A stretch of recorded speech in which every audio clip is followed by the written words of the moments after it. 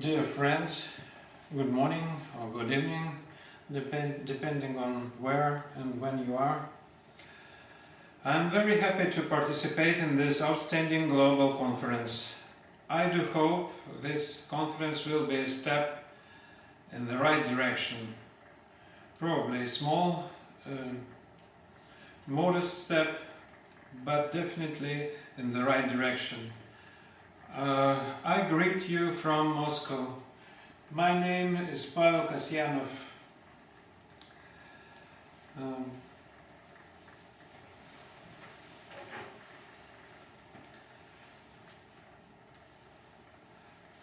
For my greeting I chose two pictures of Moscow. Almost everybody knows and has seen pictures of Red Square and Kremlin. So for greeting you I selected two other remarkable buildings. You can see here the main building of the Moscow State University, named after the famous Russian scientist of the 18th century, Mikhail Lomonosov. This temple of education and science was built in 1953. And the second building is Ostankino television and radio tower, built in 1967. It's 540 meters height, and it was the tallest building in the world until 1976. And it is the tallest building in Europe by now. I'm now somewhere between these two buildings in the center of Moscow. So again, my greetings from Moscow to all of you. Almost 11 years ago, we together with Dr. Michael Ellis composed a statement or declaration addressed to RIA+10 Summit on so-called sustainable development. The summit was held in Johannesburg.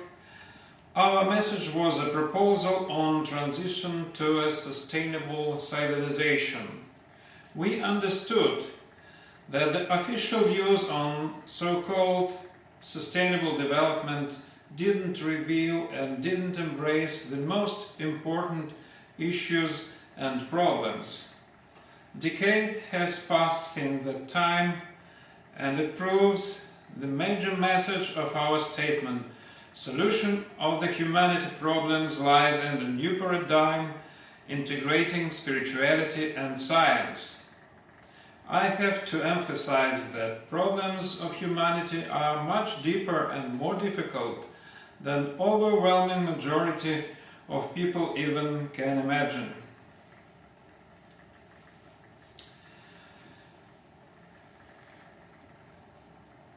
I was suggested to speak today about enslaving, on how enslaved we are and how we are enslaved.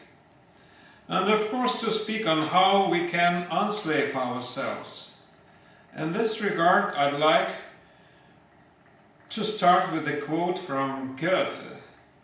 None are more hopelessly enslaved than those who falsely believe they are free. It's about our modern society. Today people are enslaved by the economy, by a global technocratic, moreover financocratic civilization, or in philosophical terms, by power of money.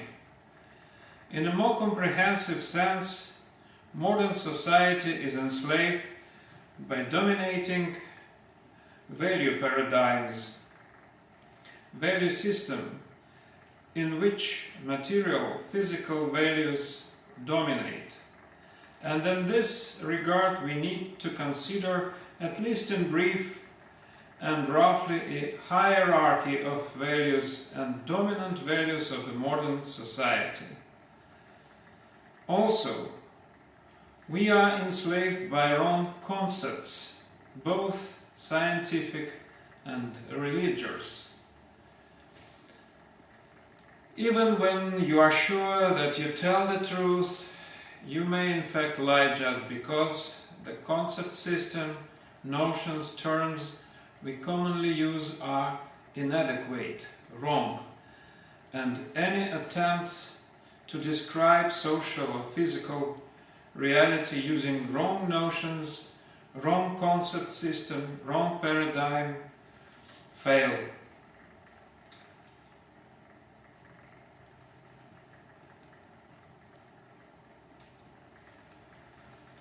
In general, without going into details, one can distinguish three levels of values.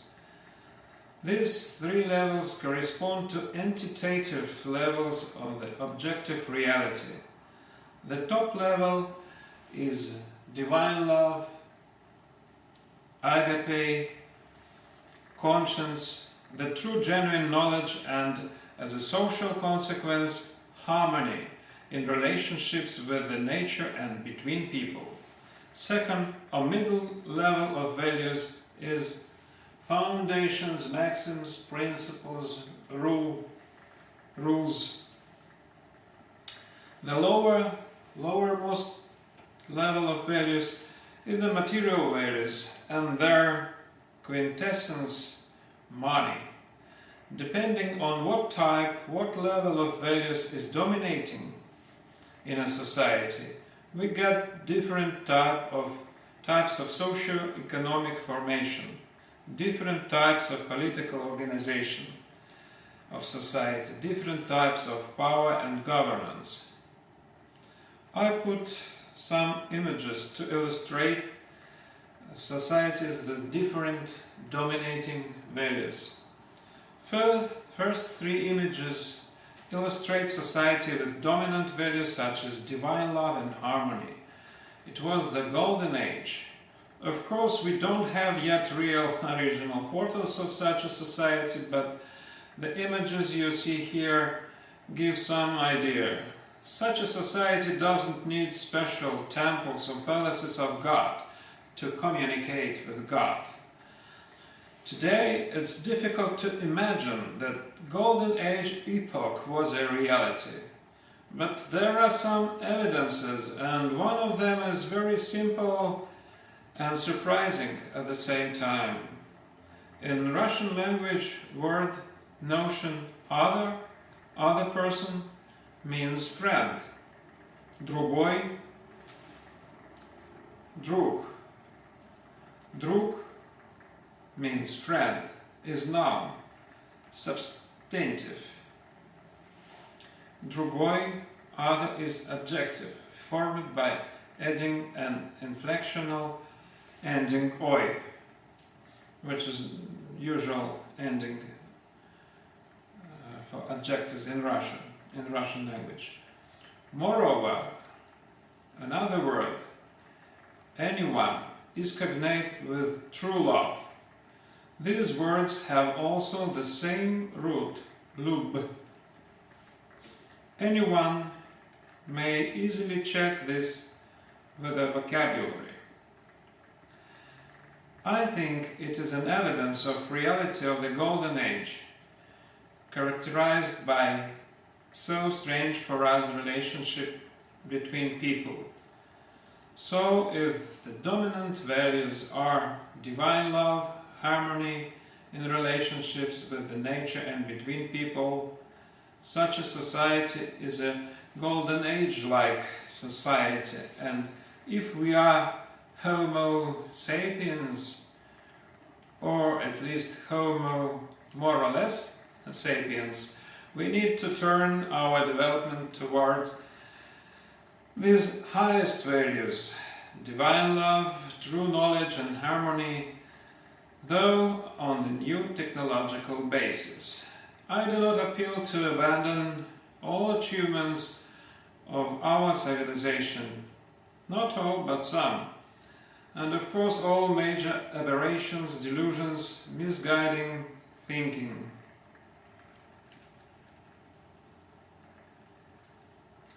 Then, in the middle row, we see beautiful cathedral, mosque and royal palace. They illustrate epoch we know better, theocracies, monarchies, Islamic states, in general terms, ideocracies.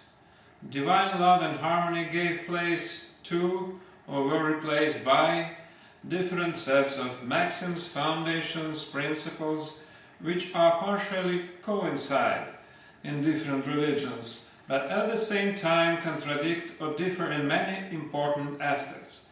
However, people in such societies at least believe that values of spirituality are of the highest priority, though communication with God is not direct anymore. It is mediated by specialized religious institutes. The temples you see here and thousands of other temples were even more impressive than palaces of rulers, kings and emperors, though emperors and kings were in turn anointed of the Lord. These temples are material embodiment of domination of spiritual values in a theocratic or ideocratic society.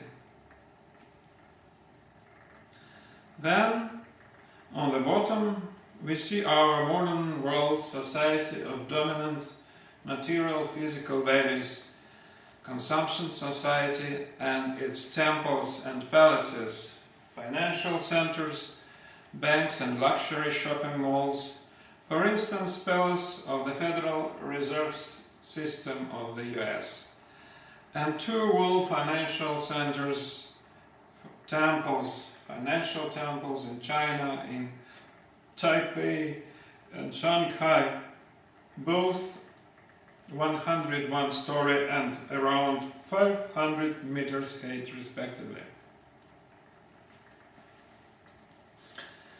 This moving down we used to call progress and sustainable development. Sustainable development in the dominating paradigm means further sustainable moving down.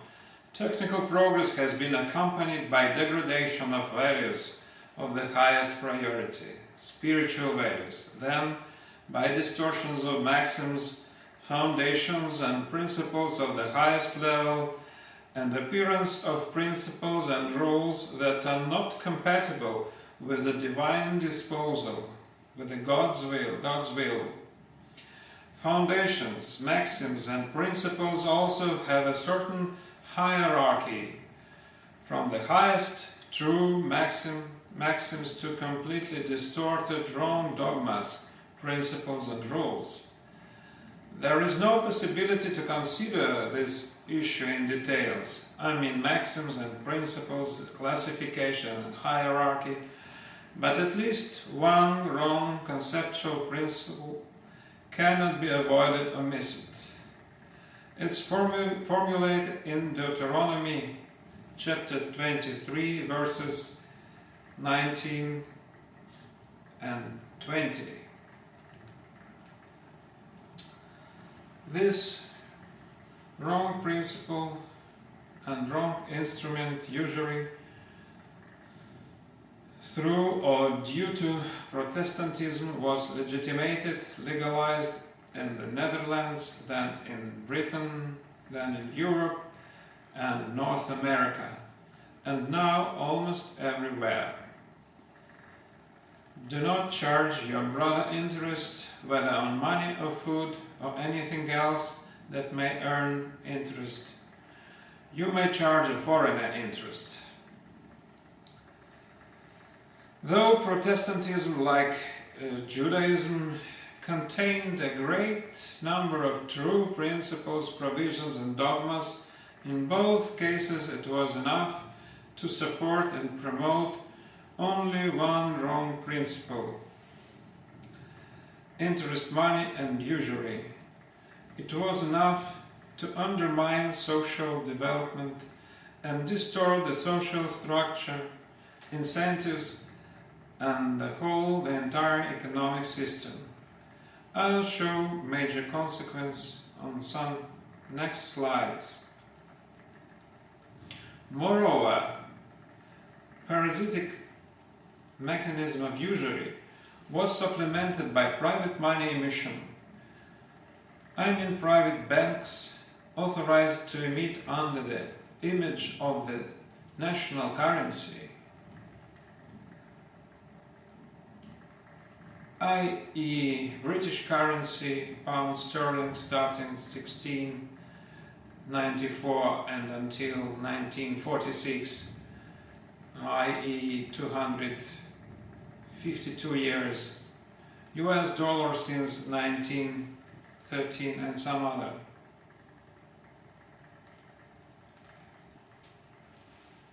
This figure illustrates the destructive impact and unfortunate consequence of usury and private money emission. To summarize the idea, I had mentioned that rejection of divine love moved humanity down to theocracy, monarchy, and to establishing a number of religions. Rejection of maxims and principles in favor of money moved the society down to religion of money and power of money in the form of global financial parasitical oligarchy.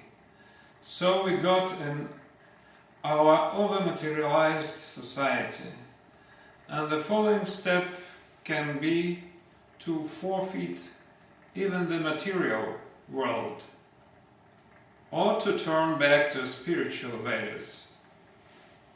This figure illustrates the income distribution in a modern finansocratic economy on the left, and a hypothetical model which may evolve out of the present model should it persist freely on a global basis.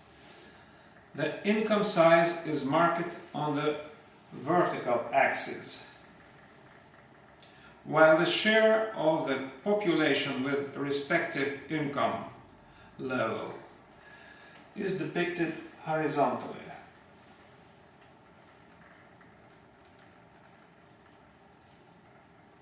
Height of escape of this onion is approximately 1 million times more than height of the bulb itself. Interest rate provides income growth according to exponential function.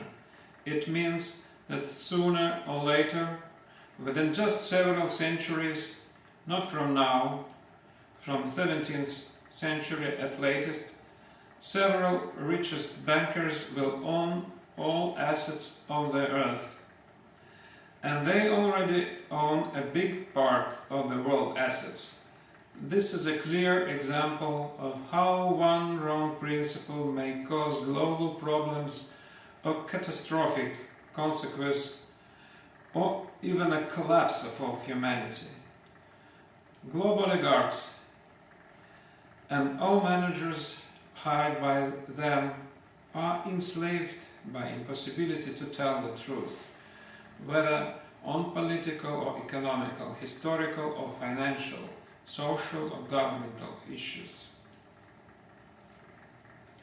The parasitic evil essence of the finansocracy can be most convincingly demonstrated with the following calculation. 1 penny invested at the birth of Jesus Christ at 4% interest would have bought in 1750 1 ball of gold equal to the weight of the earth. In 1990 it would buy over 8,000 such balls of gold. It's a quote from the book Interest and Inflation-Free Money, wrote by Margaret Kennedy, and I advise to read this book if you haven't read yet. That is why the fictitious financial capital has grown to loom large. Turnover of the foreign exchange and stock markets are hundreds of times higher than production and trade turnovers. However, the public productive force, which draws on natural and human resources, cannot support such an exponential growth of production even in theory. In any case, the usury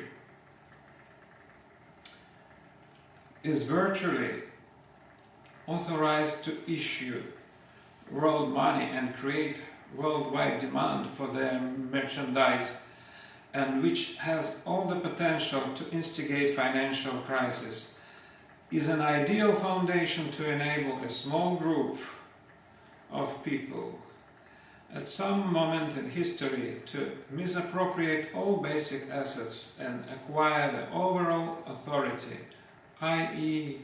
plenitude of the power. After legalization of the usury, followed with usurpation by private individuals of the right to issue the very world money, the ultimate financial enslavement of the earthmen became just a question of time. One more picture illustrating distortional parasitical impact of usury. It is usual supply-demand curves, but I indicated marked pink a parasitic part or parasitic share in all major components of costs and price of any product or service, i.e. parasitic share in salaries, capital costs, in surplus product or profit, and even in taxes. You pay this parasitic charge or share even if you personally have never taken out a loan. The more and more we work, the more and better we work, the faster incomes of global oligarchs grow, the faster grow their assets and power over all humanity. Next figure shows comparative configuration and size of bulbs of developed countries, Russia and similar countries, China and India. While bulbs are yet separate, country-specific, scapes are in fact merged in one global scape. The United Nations Human Development Report 16 years ago in 1996 says that today the net worth of the 358 richest people is equal in dollar terms to the combined income of the poorest 45 of the world's population, i.e. around 3 billion people. It is this finansocracy that sets the current rules of the global development. They operate through their agents in control of the critical governmental positions.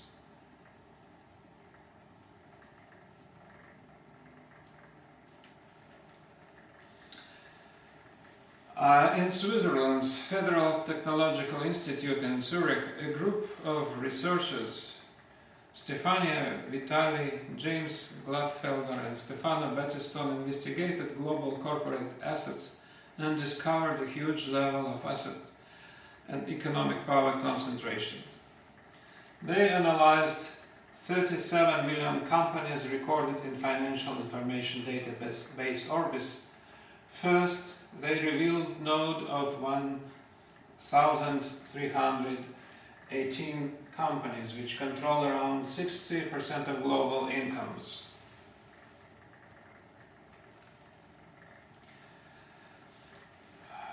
It's It's an image presenting part of the results. It's so-called the Powerball. Researchers continued their investigations and revealed 147 companies which control over 40% of the monetary value of all transnational corporations. Then they revealed 49 companies that control over 39%. A central core of extremely powerful actors, shown as red dots, dominates international corporate finance.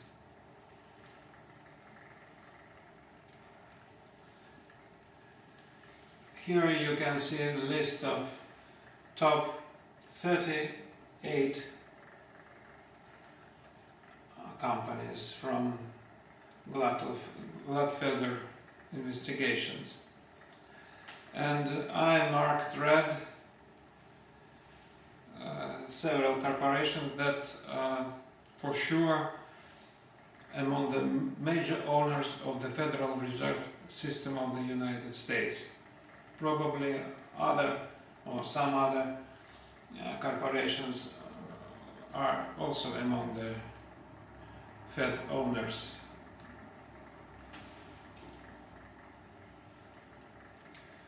And here is a list or table of top 10 companies revealed by Gladfelder with colleagues. These 10 companies control 19.5% of the global financial network. Do you still believe that the real power belongs to people you democratically elect? On the top of a shadow hierarchy of global power, there are several people or clans whose assets count to $1 trillion, and they rule using finances, money, financial institutes and financial instruments. These financiocrats or their managers select candidates for presidential posts, then electorate democratically vote for any of two pretenders. There were several presidents in the history of the United States who had their own understanding and moreover their own will, and they paid the highest price for their firm positions.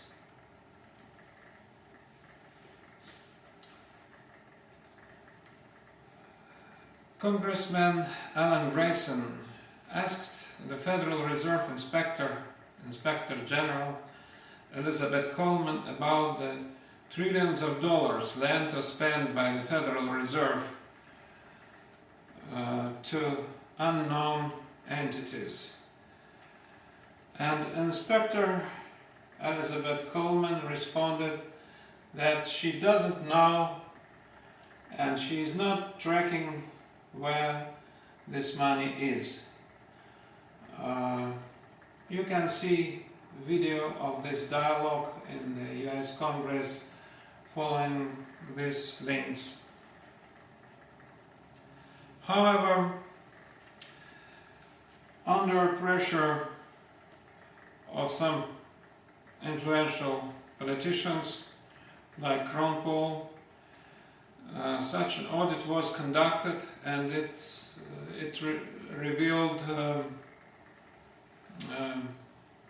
amazing figures from the period between December 2007 and June 2010, i.e. 2 years and a half. The Federal Reserve generated and gave out $16 trillion. And top addressee of this financial help. You can see here, and banks marked red.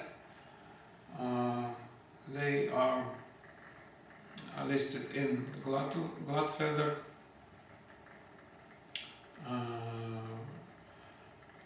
Researchers, result of Gladfelder researchers on the top of the most influential corporations, and they are among Federal Reserve owners.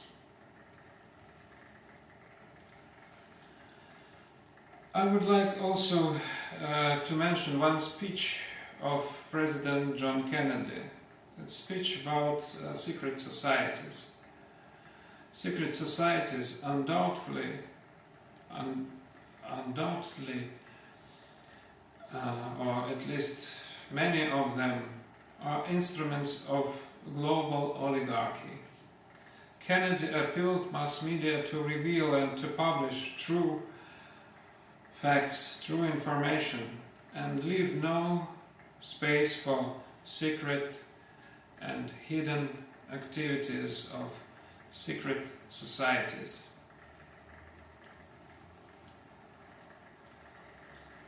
Apart from parasitic financial system, we enslaved by a lie about our economy, political institutes, real reasons and causes of wars, revolutions, terrorist acts, presidents and other politicians' murders, on democracy itself. And while 99% of people are recipients of this lie, people on the top of the onion scape have to lie from morning to night, having no alternative. So if we, regular citizens, at least theoretically, have a choice to believe or not to believe, to lie or not to lie, global oligarchs and their managers, especially from mass media, almost have no choice to lie or not to lie. So they are extremely enslaved compared to average citizen. Mass media mostly lie science, whether political or economical lies, modern or ancient history, as well as, or as bad as anthropology and paleontology and many other sciences, are a mixture of aberrations, truth and lie. So our mass media, education and even science are separated from true, genuine knowledge by a screen. And power of money, finansocracy, is not interested to make true knowledge available for plebs, because knowledge is a power, and it's a power of a higher hierarchical level than money.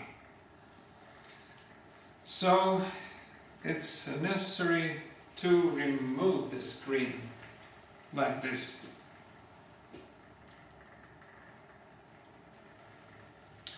Society is enslaved not only by wrong scientific concepts, not only by mass media and education, but also by religious dogmas. There are hundreds of branches, sects, factions within major confessions. Even when you are sure that you tell the truth, you may in fact lie just because the concept system, dogmas we use are inadequate.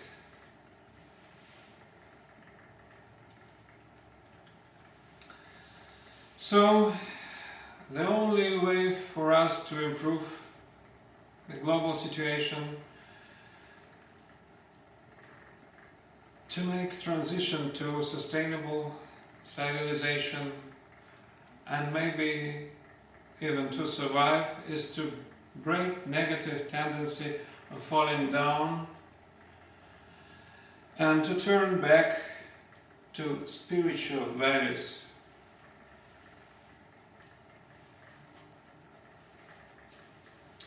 The humanistic logic requires that correct fundamental principles be embedded in the foundation. The four sources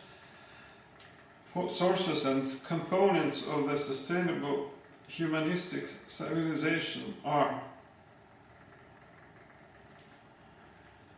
new scientific paradigm that would unite science and spirituality, purposeful evolution of the society, harmonious development of the personality, interest-free money, cooperation and competitiveness. The new paradigm resolves contradictions in the dual pairs: spirit versus matter, science versus religion, physical or material values versus spiritual ones. This paradigm describes the structure of the universe on an essentially new level, including explanation of the materiality of thought, emotions, soul,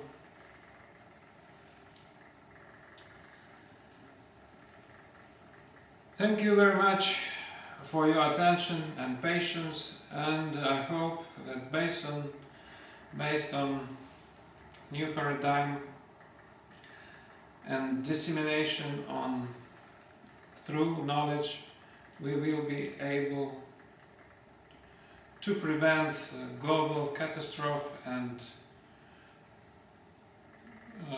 to establish new type of civilization, new society,